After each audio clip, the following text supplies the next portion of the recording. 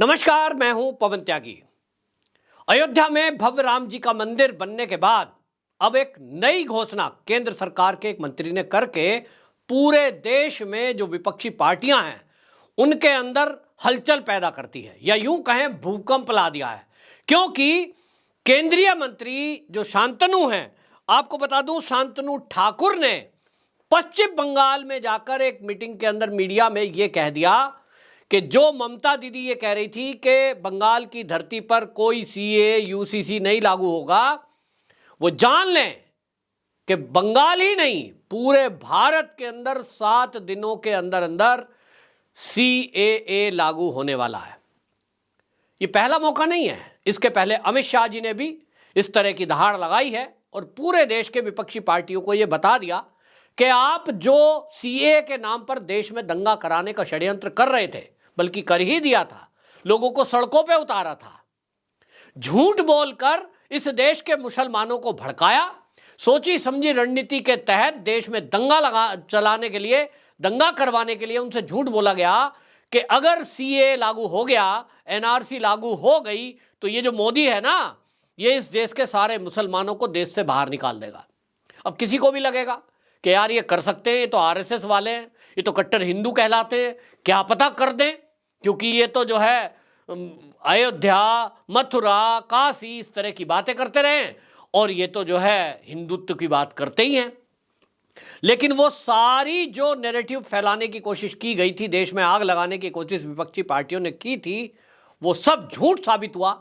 आज मोदी सरकार को केंद्र में सत्ता में बैठे संघ के हैं, अमित शाह राष्ट्रीय स्वयंसेवक संघ का स्वयंसेवक हैं, कई मुख्यमंत्री, कई मंत्री, केंद्रीय मंत्री वो संघ के हैं, और उसके बावजूद भी किसी भी एक मुस्लिम का बाल बांका नहीं हुआ है। यानी जो गलत करेगा, कानून के विरुद्ध कोई काम करेगा, वो तो जेल जाएगा ही।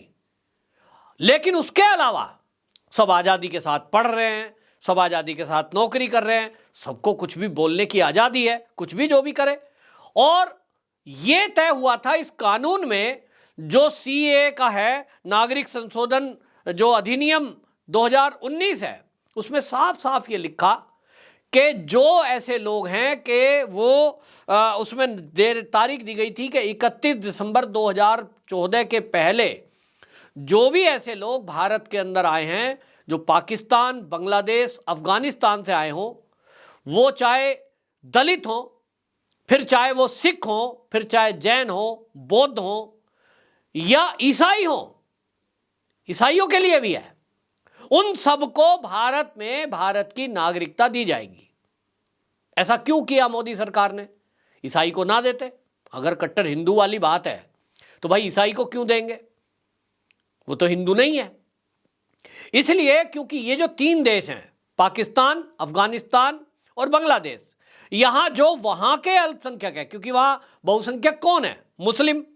और वो मुस्लिम कम्युनिटी के खबरें आती हैं, भारत के अंदर भी आती हैं, बहुत सारी खबर तो नहीं आ पाती, लेकिन वहाँ जो लोग रह रहे हैं वो बताते हैं कि वहाँ जो है किस तरह से ये प्रताड़ित किया जा रहा है, मारा पीटा जाता है। यहाँ तक कि पाकिस्तान के अंदर, बांग्लादेश के अंदर तो हालात ऐसे हैं कि लड़कियों को, बच्चियों को, छोटी छोटी बच्चियों को 12 साल, 9 साल, 8 साल की बच्चियों का अपहरण करके जबरदस्ती उनका धर्म परिवर्तन और निकाह कर दिया जाता है। और इसके कारण से वहाँ हिंदू हो या सिख, वो परेशान है। तो वो यहां भारत में अवैध रूप से आ गए। जिस तरह से आतंकवादी घुसपैठ करता है, वो भी कुछ जुगाड़ करके बॉर्डर पार करके यहां आ गए, रह रहे हैं। लेकिन ना उनको यहां की नागरिकता मिली है, ना कोई सरकारी सुविधा मिल रही है, क्योंकि जब नागरिकता नहीं है तो सरकारी सुविधा कहां से मिलेगी। और इसलिए वो सरकार से लगातार कुछ एनजीओ, कुछ ऐसे संगठन मांग कर रहे थे कि भाई कम से कम इन हिंदू को, दलित जो हैं उसमें ज्यादातर दलित है, 99.9 दलित हैं। ये जो दलितों की राजनीति करने वाली कांग्रेस है और ये जो वामपंथी हैं, जो ये मायावती है, ये जितने लोग हैं, टोटल विपक्ष, आप देखो इनका जितना भी भाषण है, हम जो है सत्ता में आए तो दलित, आदिवासी, गरीब के लिए हम काम करेंगे। तो भैया ये काम क्यों नहीं कर रहे हो? दलित जो है टेंट में रह रहा है, दिल्ली में मजनू का टीला, यमुना के किनारे कई साल से पड़े हुए हैं, बिजली का कनेक्शन नहीं है, पानी का कनेक्शन नहीं है। लेकिन हाँ, ममता बनर्जी ने तो साफ साफ कह दिया, अब ये जोश में कह दिया, वोट लेने के लिए कह दिया, लेकिन उन्होंने ओपन कहा है कि जो लोग यहां आए हैं हमने उनको सब सुविधा दिया है, भाई दीदी ने तो पूरा खोल दिया। आपको बता दूं कि ये जो है कूच बिहार में दीदी भाषण दे रही थी और वो क्या बोल रही है, हमने जो आ गए हमने उनको सब सुविधा दिया, सरकारी सब सुविधा दिया और वो वोट डाल रहे हैं, बस यहां के नागरिक कैसे नहीं हुए ये बताएं। और वो लोगों को फिर एक बार झूठ बोलकर भड़का रही हैं और ये कह रही हैं कि जो बीजेपी वाले आई कार्ड बांट रहे हैं उस आई कार्ड को ना लें, वो जो है आपकी नागरिकता छीन लेंगे। अब वो आई कार्ड कैसा है, ममता दीदी झूठ बोल रही हैं, लेकिन भाई अब उनका झूठ ना चल बे, क्योंकि अब सोशल मीडिया का जमाना है। आप मीडिया को डरा दोगे, धमका दोगे, लेकिन सोशल मीडिया दीदी वो नहीं डर बे। तो भाई अब वो डराने की कोशिश क्या कर रही है, झूठ देखिए। वहां बॉर्डर एरिया में जो गांव हैं, क्योंकि वहां खुला बॉर्डर है, बीच में नदी है, उस तरफ बांग्लादेश, इस तरफ भारत, पश्चिम बंगाल, लोग पानी में तैर के नाव के जरिए आ जाते हैं, रात को बॉर्डर पार करके आ जाते हैं, लंबा चौड़ा बॉर्डर है। तो बीएसएफ ने वहां एक अभियान चलाया है कि जो बॉर्डर से लगे हुए गांव हैं, रोज रोज तलाशी लेनी पड़ती है, रोज रोज जाना पड़ता है, उनके लिए एक विशेष आईडी कार्ड बनाया जा रहा है, जिनकी पहचान इस तरह से है कि उनका 3 पीढ़ी का काम देख लेते हैं। वो भी तुम्हारा पिताजी का आधार कार्ड, तुम्हारा पिताजी का नाम, और पता लग जाता है 3 पीढ़ी पहले से आप यहाँ रह रहे हो या कब भाग के आए हो, घुसपैठिए का पता लग जाता है। और जो बीएसएफ ये पहचान कर लेती है कि बॉर्डर से 50 किलोमीटर दायरे में उनको जांच करने का अधिकार दिया है सरकार ने, कि मोदी सरकार ने, तो वो 50 किलोमीटर के दायरे में पड़ने वाले गांव, उन शहर में अपने तरीके से, जिन पर ये शंका है कि वो बॉर्डर पार करके कहां आएगा आदमी, 1-2 किलोमीटर के दायरे में कहीं रहेगा, बीएसएफ उसको पकड़ लेगी। लेकिन पकड़ेगी कैसे, पता ही नहीं चलता है। वो बंगला बोलते हैं, बांग्लादेशी भी बोलते हैं, पश्चिम बंगाल से है, चाहे वो बांग्लादेश से आया है, और इसलिए उन्होंने एक विशेष आईडी कार्ड उनको प्रोवाइड कराने का अभियान चलाया कि उनका जो है, जैसे आधार कार्ड बनता है, इसी टाइप का एक विशेष आई कार्ड बना दिया जाए। और ये सुविधा आपको बता दूं, ये कश्मीर में बहुत दिनों से लागू है।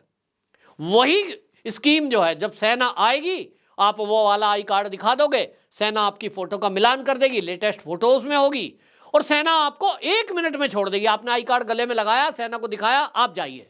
और जिसके पास वो कार्ड नहीं है, इसका मतलब वो संदिग्ध है, उसको फिर गहनता से पूछताछ होती है, कई बार उसकी गिरफ्तारी भी होती है। अगर वो भारतीय ही है, पूरी पूछताछ के बाद उसको छोड़ दिया जाता है, लेकिन अगर वो घुसपैठिया है तब उसको गिरफ्तार कर लिया जाता है और सीमा पार भेजा जाएगा। अब ममता दीदी फिर से एक बार पश्चिम बंगाल के लोगों को झूठ बोलकर भड़का रही हैं कि वो बीएसएफ वालों का आई कार्ड जो है मत लेना, क्यों, वो जो है तुम्हारी नागरिकता छीन लेगा। निश्चित रूप से छीनेगी दीदी। अगर ममता बनर्जी के भड़काए में और उनके झूठ में जो लोग आएंगे आई कार्ड देने के लिए, घर घर बीएसएफ कैंप लगा रही है मोहल्ले में, गांव में, जिन्होंने ये आई कार्ड नहीं लिया वो समझ लें ममता बनर्जी पूरी तरह आपको बरगला रही हैं, झूठ बोल रही हैं। उनके भड़काए में आओगे तो ये आई कार्ड अगर आपने नहीं बनवाया, कल को सेना अभियान चलाएगी, जब कभी मुठभेड़ होगी, कुछ होगा, अगर वो आतंकवादियों का या तस्करों का पीछा कर रही होगी और आपने आई कार्ड नहीं दिखाया क्योंकि आपके पास नहीं है, आपको दीदी ने मना कर दिया, आपने दीदी पे भरोसा कर दिया, बीएसएफ पे भरोसा नहीं किया, तो समझ लीजिए घाटा आपका है, आपकी गिरफ्तारी 100% होगी। लेकिन अगर आपके पास आई कार्ड है जो बीएसएफ बना रही है, तो निश्चित जानिए कि बीएसएफ 1 सेकंड में आई कार्ड देखते के साथ ही आपको छोड़ देगी, कोई पूछताछ नहीं, कोई गिरफ्तारी नहीं। मामला तो यह है। अब सीए को लेकर जो घोषणा हुई है उस पर भी दीदी जो कुछ भी बोले, लेकिन जब पूरे देश में लागू होगा, जो देश के गृह मंत्री ने भी कहा है, और अब केंद्रीय मंत्री जो शांतनु हैं उन्होंने बोल दिया है, अब दीदी जो है इसी देश का हिस्सा है, इसी देश की मुख्यमंत्री हैं। तो ममता दीदी बांग्लादेश भारत में है और भारत के ही एक राज्य की मुख्यमंत्री हैं, तो भारत का जो भी नागरिक है उसको भारत का कानून मानना पड़ेगा। और कानून क्या कह रहा है, कानून ये कह रहा है कि जो 3 देशों से आए हुए लोग हैं उनको नागरिकता दी जाएगी, ना कि किसी की नागरिकता ले जानी है। तो दीदी आप ये कह रही हैं लोगों को कि आपको यहां से निकाल दिया जाएगा, निकालने का तो सवाल ही नहीं है। भारतीय जनता पार्टी भी किसी को, यानी केंद्र सरकार, बीजेपी की सरकार, ये किसी को निकाल नहीं रही है। यही लोगों को भड़का भड़का कर कांग्रेस ने, वामपंथियों ने लोगों को सड़कों पे शाहीन बाग बनाने के लिए मजबूर कर दिया। शाहीन बाग बनाए, पीछे से फंडिंग की, विदेशी लोग उतर के आ गए, देश भारत विरोधी लोगों ने खूब पैसा दिया। एक शर्जील इमाम को मैं देख रहा हूं, उसका आजकल सोशल मीडिया पे, एक्स पे बड़ा पोस्ट चल रहा है, उसका एक बाकायदा ये कैंपेन चल रहा जा रहा है, करोड़ों रुपया इस पर खर्च हो रहा है। शर्जील इमाम जो चिकन नेक की बात कर रहा था और भारत से असम को काटने का षड्यंत्र का उसका खुलासा तो वीडियो से हो गया अचानक। तो ये पता लग रहा था कि किस तरह से चीन के इशारे पर ये सीए के प्रोटेस्ट के बहाने शर्जील इमाम जैसा व्यक्ति जो मासूम और पढ़ने वाला लग रहा है, उसकी डिग्रियां सोशल मीडिया पे लोग बताने में लगे हैं।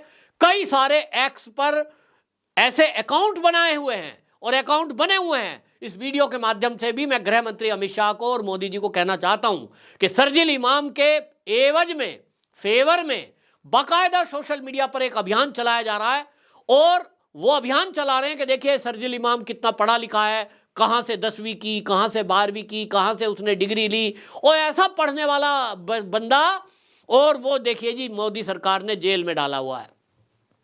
तो सरकार इस मामले में संज्ञान ले और स्थिति भी स्पष्ट करे ताकि आप देख लें, सचेत हो जाएं कि शर्जील इमाम के नाम पर ये चुनाव के पहले फिर से एक बार प्रोटेस्ट और उसके बाद दंगा फसाद कराने की तैयारी वामपंथी दलों की है। वो जो टुकड़े टुकड़े गैंग है वो पूरी तरह एक्टिव है। सरकार मुझे कहीं एक्टिव दिखाई नहीं दे रही, नहीं तो सोशल मीडिया पे इस तरह का पोस्ट करने वाला व्यक्ति, अब एक तो ट्रायल अभी तक क्यों नहीं हुआ ये भी ताज्जुब है, तत्काल उस पर एक्शन लिया जाए, या तो इधर या तो इधर। अगर दोषी है तो जेल में, दोषी नहीं है तो बाहर करो, ताकि ये नैरेटिव चलाने वालों का खुलासा हो सके और इन पे भी कार्रवाई हो सके। जब हम कह सकेंगे कि भाई दोषी सिद्ध हो गया, तब आप उसका पक्ष कैसे ले रहे हो जो देश विरोधी एक्टिविटी कर रहा है। अभी तक तो संशय है कि पता नहीं दोषी है कि नहीं। तो एक बहुत बड़ा षड्यंत्र चल रहा है इस तरह से। ममता बनर्जी खुलकर बोल देती है, कुछ लोग नीचे नीचे इस काम को कर रहे हैं। केंद्र सरकार को इस पर संज्ञान लेना चाहिए, और अगर मोदी सरकार ने यह तय कर लिया है कि अगले 7 दिन में सीए लागू होगा, तो इस वीडियो के माध्यम से भी मैं बता देना चाहता हूं, उस कानून को या तो आप गूगल करके पढ़ भी सकते हैं। 3 देश के आए हुए दलित, सिख, जैन, बौद्ध, इनको यहां की नागरिकता देने का सवाल है, ना कि यहां के जो मुसलमान या ईसाई हैं उनकी नागरिकता छीनने का। ये जो इस देश की विपक्षी पार्टियां हैं, इनका एक सूत्री कार्यक्रम है कि मोदी को सत्ता में आने से रोकने के लिए इसी तरह झूठ फैलाएं, नफरत फैलाएं, दंगा फसाद करें, क्योंकि इनके पास मोदी के विरुद्ध कहने के लिए कुछ बचा ही नहीं है। क्योंकि मोदी जी ने जितना विकास किया है इन्होंने 60 साल में नहीं किया। मोदी जी ने गरीबों के उत्थान के लिए जो योजनाएं चलाई वो इन्होंने 60 साल में नहीं की। मोदी जी ने रिकॉर्ड लोगों को मकान रहने के लिए दिया है, जिनके पास घर नहीं थे इन्होंने 60 साल में नहीं दिए। शौचालय दिए, गैस दी, और इसीलिए मोदी का विरोध करें तो कैसे। तो एक सूत्री कार्यक्रम है, झूठ बोलो, दंगे कराओ, बवाल कराओ और सरकार को बदनाम करो। तो इस साजिश में देशवासियों को फंसना नहीं है। आपके आसपास भी कोई इस तरह की भड़काऊ पोस्ट करे, भड़काऊ बात करे, बजाय उससे जुबानी जंग करने के या लड़ाई करने के, आपको मैं आग्रह कर रहा हूं कि पास के निकट थाने में या साइबर सेल को ये जानकारी दें कि ऐसा किसी ने पोस्ट किया है, क्योंकि देश का माहौल खराब नहीं होने देना है। ये देश हमारा है और ये हमारी माँ है, ये हमारी मातृभूमि है। इसकी रक्षा करना, इसको स्वच्छ रखना आपकी मेरी जिम्मेदारी है। आपकी क्या राय है? कमेंट बॉक्स में जरूर बताएं। वंदे मातरम।